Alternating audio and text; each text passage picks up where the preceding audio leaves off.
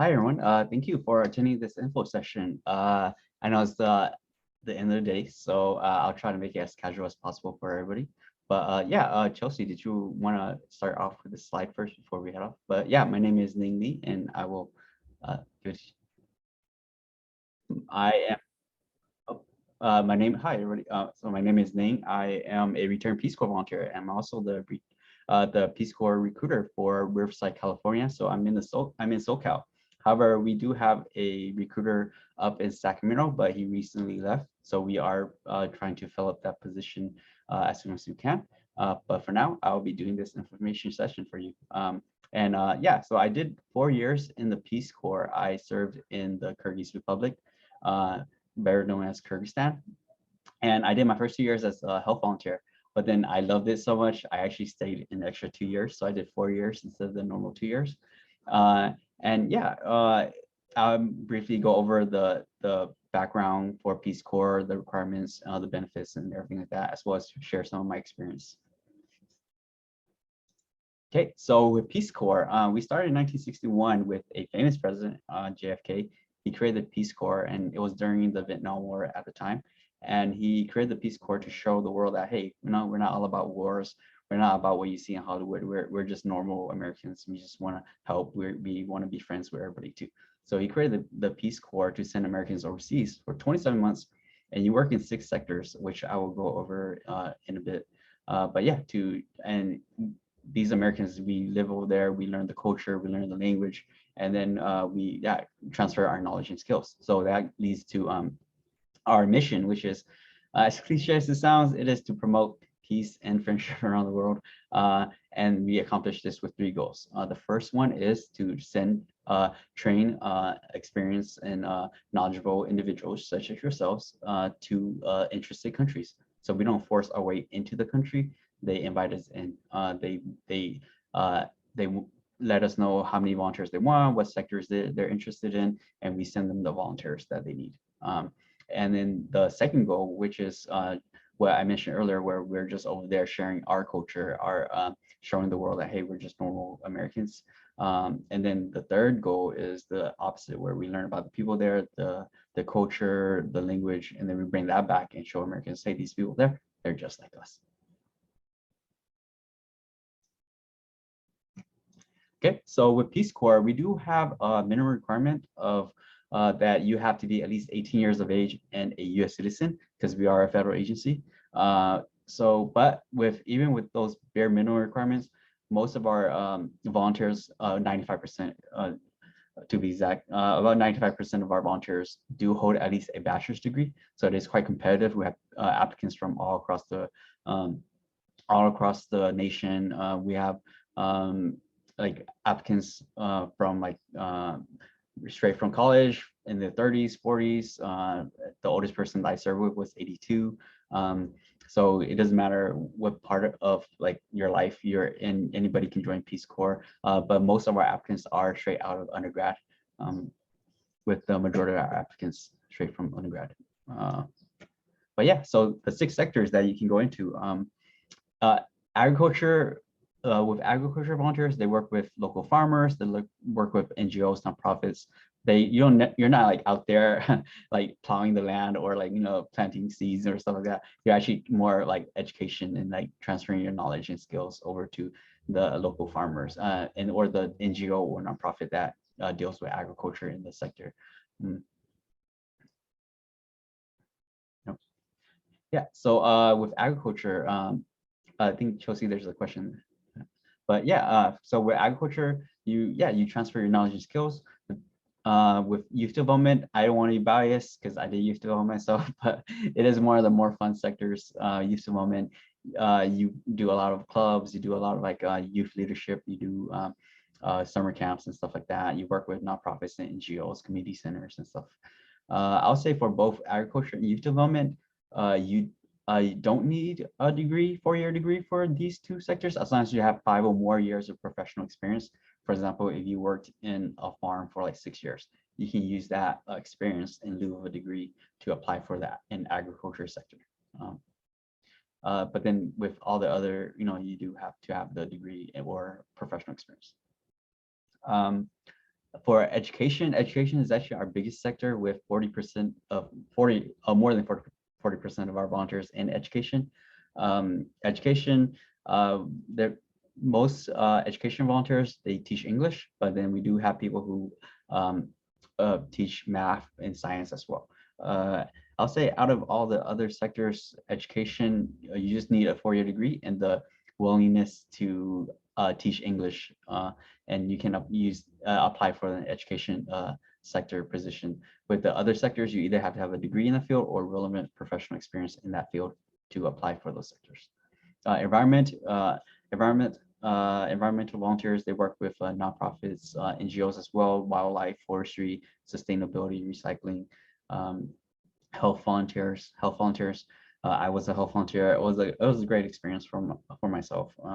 But health volunteers is, I think, our second largest sector, with most health volunteers doing health promotion, teaching, working with clinics, hospitals, and as well, of course, nonprofits and NGOs too. Um, and then our community economic development sector, which is our business sector, um, they work with local businesses, they work with nonprofits and NGOs on their financial side. A friend of mine, he was a CED volunteer, but he was assigned to an orphanage. And what he did for most of his work was creating community projects and fundraising projects to bring in income to take care of the kids at the orphanage. As you can see on the bottom there, secondary projects, if you ask most Peace Corps volunteers, they'll say secondary projects are probably the highlight of their service because these are your passion projects.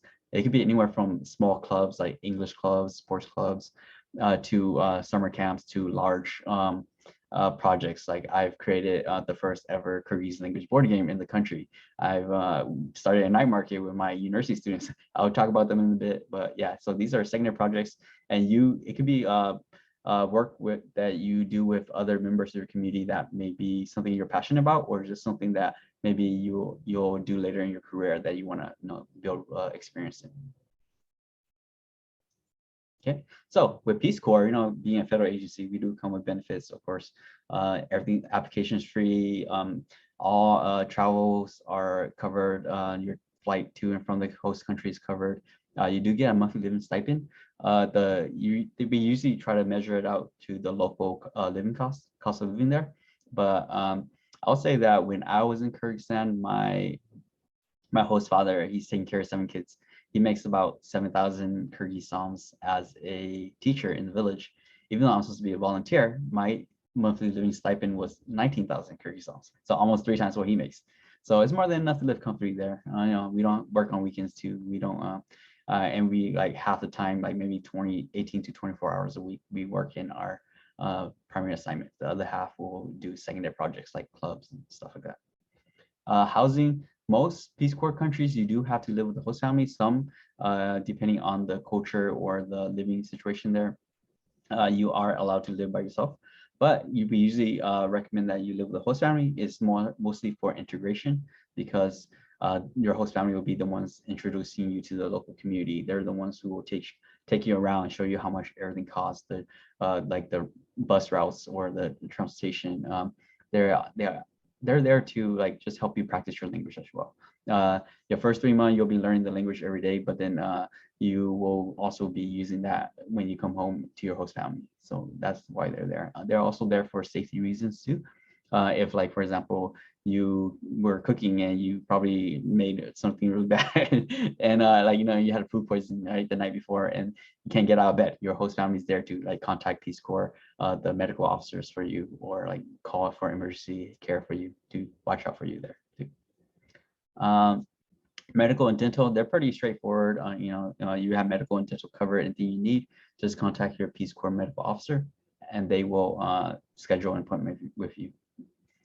Student loan deferment and cancellation, you will have your loans deferred, and also depending on the agency that you receive your loans from and how they feel about Peace Corps, some might even do partial cancellation. But you will have your loans deferred while you're in Peace Corps, and your interest doesn't go up. You don't have to pay anything until you come back. We'll talk about the federal loan forgiveness program later. It's on a different slide, but it is a great program to apply for too. And then vacation time, you do have 2 days of vacation a month, 24 for your a year, and then 48 for your 2 years there. With the vacation, you do so you can go back home, or you can actually just take vacation and stay in the country, travel the country, or go to a completely different country. So your vacations are yours to do however you like. So, and we don't work on weekends too. So you do have plenty of time to have time for yourself too. Career skills and training. Your first 3 months, so it's 27 months, and your first 3 months will be just training. Will be language training, job skill training, just cultural training, and then you'll be living with the other volunteers in your cohort and neighboring host families, and then you're just spending the first 3 months together, training, learning, and then after that 3 months, all of you will be dispersed across the country to your respective villages and towns and cities. Some are pretty isolated. Some are lucky enough to have like another volunteer in the neighboring village. For me personally, I prefer to be isolated. So I was also pretty isolated myself where they placed me. So I really enjoyed it because I gave me time to focus on my community. But yeah, health and safety. We do have medical officers on call 24/7. We had two doctors and one nurse on our medical team, and one of them is always at the office. So anytime you need anything like medication, aspirin, or anything, you can just give them a call, and like they'll like schedule an appointment for you to come pick up some medication, or just make an appointment for you at the local hospital. Safety officers, security officers. We do have safety and security officers. They do the training. They give you like the training on how to avoid situation. Of course, your safety is our #1 priority. So no, excuse me. So we won't send you anywhere that's not safe. We usually survey the host family, the organization we're gonna place you with, the community before we even send you there. So but we do have the safety and security officer there just in case anything happens. But yeah, they will train you. They'll tell you, oh, you shouldn't go to this part of the country or stuff like that. Community immersion training. So the good thing about Peace Corps is you're actually not like just some foreigner working at the school or the hospital or the community center. You're actually part of the community. You're introduced to the local government, the police. They know who you are. Your community, they know who you are. I'll say that I've been to more weddings in my 4 years of Kyrgyzstan, and I've been my whole life here in the U.S. So you will be invited to a lot of events and ceremonies. You'll be part of the community. They will be grateful to have you there. U.S. government support. We do have bipartisan support from both Democrats and Republicans. We get our funding from Congress, and they do have our support. And if we need to take care of our volunteers, they will back us up on that. Dedicated victim advocacy. We do have a pretty strong network from your host family to local other volunteers in your area. There are committees for each countries that volunteers can join to help other volunteers. We do have professional staff there. We do have professional staff in DC that you can contact if you need additional help. Okay, so when you come back, 2 years of Peace Corps, 2 years of life, we're gonna just say, hey, thank you for 2 years. Off you go and do whatever you want. We're actually gonna help you out too with so you do get about $10,000 in readjustment allowance. It should be more now since inflation and all that stuff. So it goes up every year as well. So this lump sum of readjustment allowance is yours to do however you like. Some volunteers will use it to pay for rent while they look for a job. Some will pay off like some of their credit card debt or like pay off student loans. Some will use it for graduate school. Others, usually Peace Corps will send you to your home of record, but you can always say, hey, send me to say India. And then you'll spend that $10,000 on a month or two vacation there too. You can use it however you like. Graduate school benefits. So we do have the Coverdell Fellows Program. What it does is, depending on the university and the program you apply to, it covers anywhere from like a quarter to full tuition for graduate school. And we have over 100 programs, over 60 universities that we serve with, we work with for the Coverdell Fellows Program. So definitely something to take advantage of when you come back from Peace Corps, especially if you need help or you want a free graduate school degree. It's something to look forward to. As well as we do have professional networking and career services. We have like people who came back from Peace Corps and became like staff at universities, or they started their own organizations, companies, and they are always like coming back and saying, hey, we have this opening at our organization if anybody wants to apply. and they will prioritize like Peace Corps, return Peace Corps volunteers. One of the most famous, we have an astronaut who's a return Peace Corps volunteer. We have people in Congress who are return Peace Corps volunteers, and Reed Hastings, the CEO and founder of Netflix, is a return Peace Corps volunteer. So it's pretty cool. And then so federal employment advantages. You do get a non-competitive eligibility status when you come back from Peace Corps. And what it does is it gives you like priority hiring for a federal agency. I'm pretty sure some of you probably have already applied for federal jobs, and you probably never heard back from anybody, because I did that myself. I applied and never heard back from like a lot of the federal agencies I applied for. But the non-competitive eligibility status that you get when you come back, it does help out with applying for federal jobs.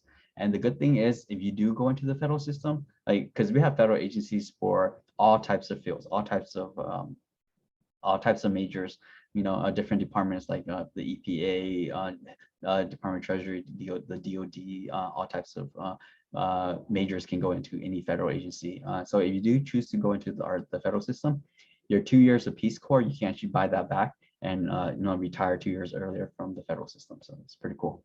I did 4 years, so I bought back 4 years like that. And then public service loans forgiveness. If you have government loans and you're doing this program where you had to work for the government for 10 years, and then they'll forgive your loans for you, well, 2 years of Peace Corps counts towards that 10 years. For access to affordable health insurance, you do have health insurance when you come back. And what it does is just helps cover you while you're transitioning back to your normal life here in the US. And it covers you while you look for your own, either signing up for health insurance on your own through school or work.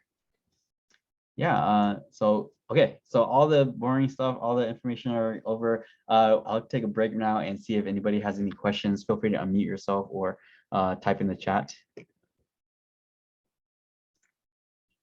Or you just have any comment too, feel free to unmute yourself.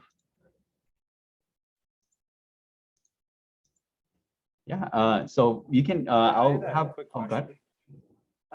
Like what kinds of experiences could we like seek out like in preparation for applying to Peace Corps? Like my current reservations with like thinking through what Peace Corps might offer and the challenges that I would face like out being one of these volunteers, like kind of what sort of experiences can I look to like gain in preparation to like take advantage of like a Peace Corps experience? Great question. So we will actually, Chelsea will actually talk about it in a bit about the Peace Corps prep program for all the UC system. You can sign up for it, and as long as you just meet the requirements to get the certificate, it doesn't, and you will get the certificate, but it doesn't guarantee you a position with Peace Corps, but it does make you a highly competitive applicant, as well as just stay active in your community, depending on what sector you're interested in. Like for example, if you want to go into youth development, get some experience doing mentor work.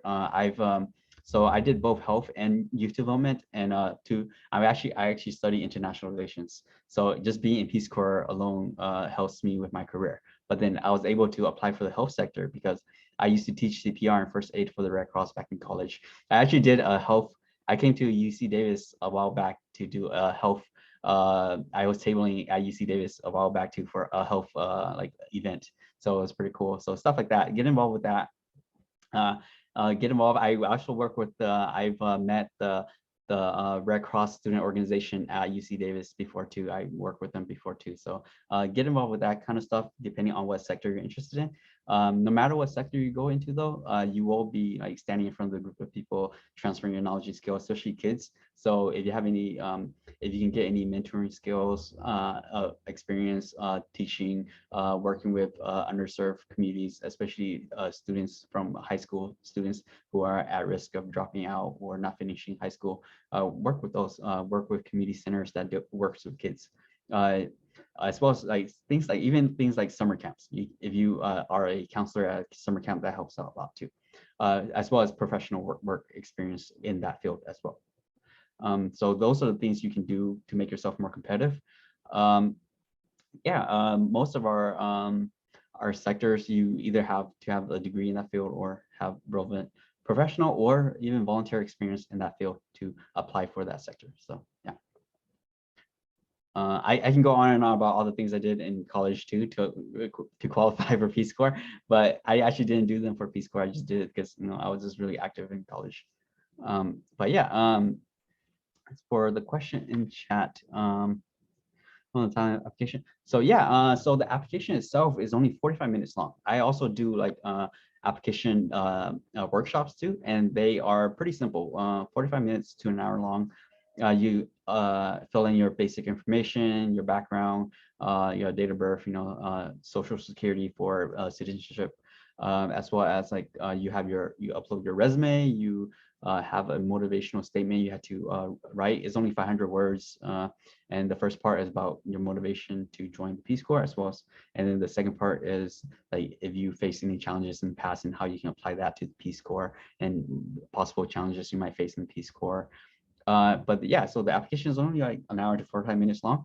The application process can take anywhere from 6 to 9 months to complete. So it does take a long time because we do background checks, we do medical clearance, we do have to do the passport, the visa. All the costs are covered by Peace Corps, but you still got to do all the paperwork and wait for all the paperwork to go through and stuff like that. So it does take a while, and it also depends on the position you apply for and when the departure date for that position is too. You might apply for a position that won't leave until like maybe 9 months from now, like that. So you do have to wait it out until that time.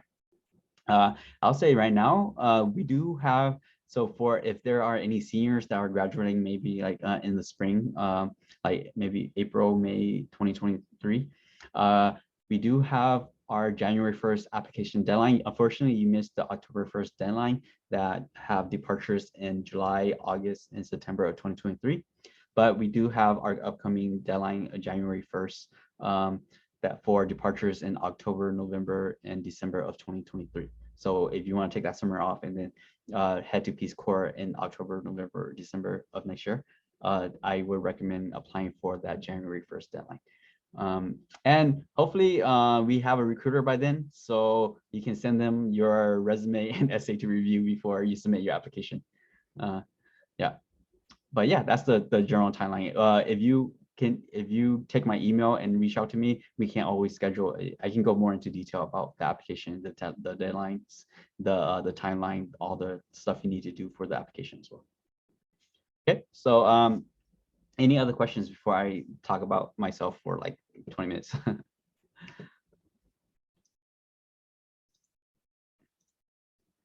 Okay, sounds good. So yeah, sorry, I'm speaking really fast. That's just how I normally speak as well. But then have so much to talk about that I'm trying to cram everything into this 1 hour session. So yeah, so as a health volunteer, I had the full experience. I did. I worked in the clinic in a small village. No running water, no hot water. My shower was just a bucket dripping water on me. The outhouse was all the way in the back of the fields. I did my laundry by hand for 2 years. I loved it. I enjoyed it. So when I was a health volunteer, I was assigned to a clinic, and the good thing about being a health volunteer in Kyrgyzstan was that they used to be part of the Soviet Union, so they had a lot of their medical materials were in Russian.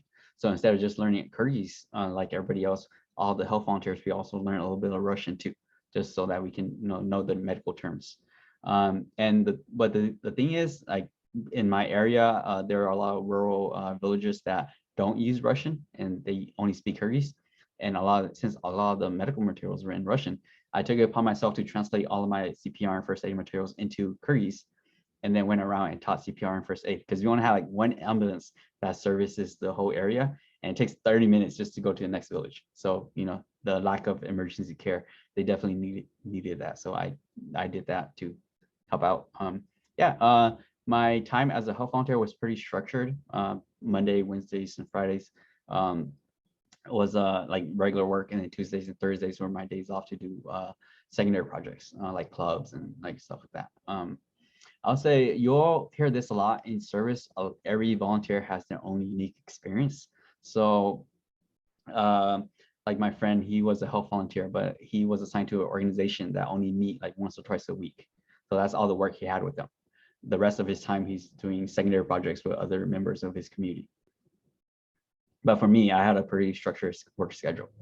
And then when I extended my service as a community youth development volunteer, I moved to the city, and I was actually assigned to a university to work with the university students there to create business projects. And it was a complete 180 for my first 2 years. The family that I was with in the city, they had everything: a washer, I had to do my laundry by hand anymore. They had the shower, indoor shower, they had indoor plumbing, they had a toilet, they had a like AC system, everything that my first host family didn't have. I mean, there were families in my village that had those stuff, just that my host family didn't have it. So yeah, you will have different experiences depending on which part of the country you're in, and as well as your host family to your community as well. And community youth development was actually a pilot program that combined both youth development and community economic development sectors. And I work with university students, and we actually create community projects. And the good thing about this is it was a lot of fun. I actually really enjoyed it because I was really active in college. I ran 2 student organizations. One of them I started myself, and then I also like was in the Navy Reserves too. So I was really active with like organization and stuff like that. So I actually helped them organize their team. And one thing that we did was more professional is we went into a village, did a survey, found out that 60% of the villagers were unemployed. And then we came back and drafted a business plan, and then applied for a grant and got the grant. Went back and converted an old Soviet factory into a bakery. Flew in a professional chef to train the villagers on how to like make apple pies and apple pastries, because they had a large apple tree forest in the area. So we took advantage of that. And then we even got them a tiny little truck to export their goods to other cities and villages. So that's more of like a professional project. A more fun project, being Californian, and we're kind of spoiled here in California, where you can walk down the street and eat all kinds of food, right? But in Kyrgyzstan, I love Kyrgyz food, but after a while, you want something different. So even if you go into the city, there's like 10 restaurants, they all sell the exact same food. So I wanted something different. So I like cooking too. So I taught my students how to make like pizza, fried chicken, nachos, tacos, hamburgers, and stuff like that. And we opened up a night market, and it was convenient because Kyrgyzstan is a majority Muslim country. So they practice in Ramadan, where for the whole month they fast during the day, and then when the sun goes down, they eat. They'll have their dinner. And then so we figure, you know what, fast all day, come to our night market, enjoy the nightlife. So our city at the time didn't have like a nightlife at all too, because once the sun goes down, most restaurants and stores are closed. So and then people don't walk around. So, but because we created this night market, more people are walking around at night. Other restaurants and stores were able to open later. We have local and foreign tourists come visit. Other people open up their own booth. So it created like, something out of my own selfish desires to have new food in the community. It helped out a lot. So yeah, so you can do projects like that too. And these 2 logos that I did were actually logos I created for our university and our team, because over there, they don't really have like the school spirit kind of thing where they have mascots or school colors. So I thought it'd be fun to do that. And also it's like a side project where my students and I can open up a student store and work with the university and sell like books and pencils and stuff like that with the logo on there. Yeah. But yeah, and then you can do like smaller projects like clubs. Like I did English clubs, I did sports clubs, I did cooking clubs. I love Halloween. Almost every one of my care packages from home were just like Halloween decorations. So I would always ask my family to send me like like the fake webs or like face paint and stuff like that for my students. But yeah, I did a hiking club. A lot of my students, I really enjoy working with them. Some of my students from a different village, they actually took what I taught them for leadership, and they actually went and started a club at their school, and a leadership club, and English, and they also taught like the younger kids English in their club. So it was pretty cool. They created a fundraising project where they raised money and they collected donations and bought books and toys for and donated all the materials to the orphanage in the village. So it's pretty cool. Yeah. So other things like I started. When I was working in universities with the universities and working with university students, I also had like a leadership club with students on the side, high school students on the side, and we actually created the first ever Kyrgyz language board game in the country. It was really cool. I wanted something professional but also fun for my high school students to do, so we created a board game. I was like, you know what? Let's have some Kyrgyz Pride. Let's make it all in Kyrgyz because occasionally you'll see Monopoly there, but it's in Russian. So I wanted something like, more like Kyrgyz. So, and then all the money we made from that board game, you see in the middle picture there, we walk around every 2 weeks, we walk around the city and we give food and drinks to the homeless. And we also use all the money to do community projects as well. I even convinced Peace Corps to buy 80 copies of the game. So yeah, to use as training for the new volunteers community. So yeah, and then we have grant projects where you can apply for grants and work with other volunteers. These are some summer camps that I did. I learned how to knit. Through a project I took over for another volunteer. We did a summer camp. I did a young professionals camp with a professor in the city. So yeah, these are grant projects. You'll learn how to write grants too. So we'll have like sessions where training for grant writing too while you're in the Peace Corps. And yeah, and I participated in an international sporting event. Pretty cool. So let's see, what time is it? Oh, we still have plenty of time, so I can talk about this. So this is a really cool event, the World Nomad Games. It is like every 2 years. It's like the Olympics for Central Asia, but then countries from all over the world, they participate too. And when that year, so usually when it started, a team of like cowboys from Texas, they joined the Nomad Games to participate in this event called Kirk Baru, which is if you've seen in movies or like seen articles or videos of it, where it's just two teams riding horses and they carry around like a horse, like a sheep carcass, and they throw it into a ring, right? And like they kind of tackle each other and stuff like that. So the team of cowboys from Texas signed up for that event, right? And so to make the U.S. team bigger, the U.S. Embassy actually reached out to Peace Corps volunteers because we live there, we know the language, we know the culture, and and we're there too. So they reached out to us to ask if we want to participate in this game as representing Team USA. So it was pretty cool. But then Peace Corps was like, no, they can't do anything like archery, horseback riding, or anything dangerous that will hurt them. So Peace Corps, so we did like chess, Mangala. I did this event called Ordo, and it's similar to marbles, where instead of marbles, we use like bones joints, and you knock other bones out of the circle. You see in the bottom left there, that picture was one of the games, and you do that stance where you split your legs.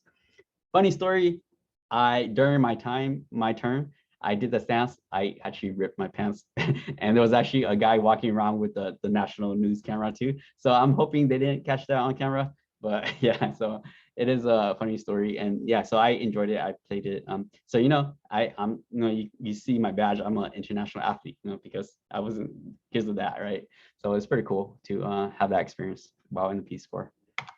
But yeah, so I ran through that event. So your Peace Corps service is how you make of it. You can be that volunteer who goes and do the bare minimum. You do your required teaching or work with your organization you're assigned to, come home and like hide in your room and watch Netflix, and or go on like social media. Or you can be that volunteer who every weekend you're like out on adventures, hang out with your local friends that you made, do hiking, going to wedding ceremonies, or you're like doing some great amazing project for your community like that. So your service is how you make of it. And then yeah, let's move on. So this is a program that I highly recommend that all of you sign up for, and I'll let Chelsea go into detail about it. Thank you. Yes. So earlier there was a question about things that you can do to prepare yourself, and this is one of them through the UCEAP program, which is the University of California Education Abroad programs. There is a Peace Corps prep program that you can participate in. So this is a program that students at all UCs have an opportunity to pursue because it is through the UC Education Abroad programs. It gives you training in a professional area, foreign language proficiency, intercultural insight, and leadership and professional development. And the idea is that it's a certificate program to help prepare you personally, academically, and professionally, and you focus in one of 6 sectors. You kind of work at your own pace, and you finish with a certificate that helps make you a competitive candidate for the Peace Corps, and then also prepare you for your time on the Peace Corps should you, apply and be selected for the program. I will share the link for the website in the chat. And I also want to mention that coming up in March, there is a webinar on the program through UCEAP. And so I would highly encourage you to check this out if you want more information as well. And you can learn more specifically about the Peace Corps program, the Peace Corps prep program there. And I'm gonna, like I said, I'm gonna put the links in the chat right now as well.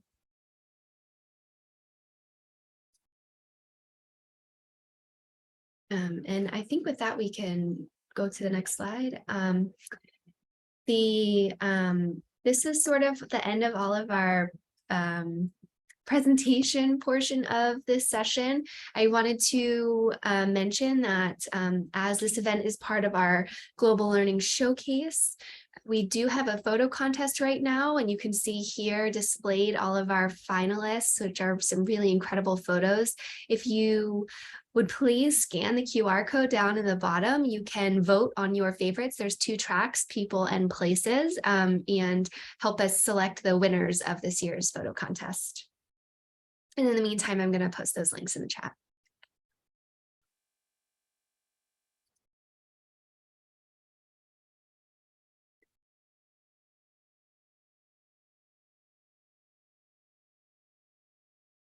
Oh, sorry, I was muted. Was there anything else you want to add before we end? So here's my contact information. Feel free to reach out to me if you have any questions regarding like the application. So if you want to meet that January 1st deadline, if you can reach out to me too and send me your resume and essay to review too, while I while we wait for a new recruiter in Sacramento area. But yeah, I'm willing to review your materials before you submit that too, if you're trying to make the January 1st deadline, if you're graduating this year. And then, let's leave it open for any questions about Peace Corps prep or Peace Corps.